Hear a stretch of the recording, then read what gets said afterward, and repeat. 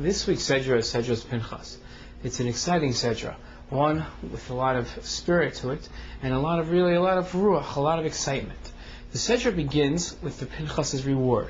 If we remember last week, Pinchas, watching Bnei Yisrael sin with the Midianite women, the Midianim had sent their women over to seduce the men of Israel in order that they would sin, and thereby incur upon themselves a punishment, and Midian could then defeat Bnei Yisrael. As Bnei Yisrael is sinning, one of their leaders, Zimri, he's really one of the 12 heads of the tribes, has a public act of fornication with one of the Midianite women. Pinchas was so upset and realized that this sin was so great and magnified by its public nature, takes matters into his own hands, and in accordance with halacha, kills Zimri and the women in one strike of his spear. As the Sedra opens up, we find Pinchas being rewarded this week by Hashem. Pinchas is rewarded in a strange reward, one that irks irony, and we have to really examine the issue. Pinchas is rewarded by becoming a Kohen, and with all Kohanim is rewarded with a covenant of peace, bris shalom. In other words, nothing bad will happen to Pinchas. That's God's promise to him. And in fact, we find that Pinchas lived on for hundreds of years, much longer than anyone else in his generation. What seems ironic to us is that Pinchas, by this most extreme violent act of murder, is rewarded in contrast with peace. And in reality, we can't find anything more contrasting as a reward for murder, for violence, than peace. How is it that God shows this reward, specifically peace, for a violent action of murder? The answer, I think, stems really in our question.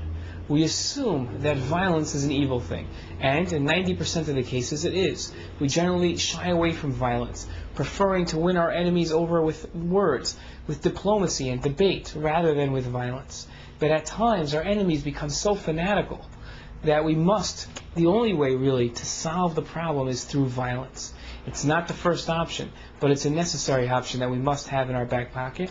And not only that, we have to ensure that we don't flinch when the time comes when we need to use that emergency option of violence. Pinchas realized that at this point it wasn't the time for debate, but realized that in order to stop the plague, Bnei Yisrael had to stop sinning, and the only way that was going to happen was with an extremely violent action that would get Bnei Yisrael's attention. And therefore he commits murder, not as a first option, but as a necessary option to stop the plague. Ironically, through his act of violence, Pinchas brings peace to the people by stopping the plague. That is the example that we learn for this week's Sedra. At times, diplomacy and debate are not appropriate. At times, violence is what we need.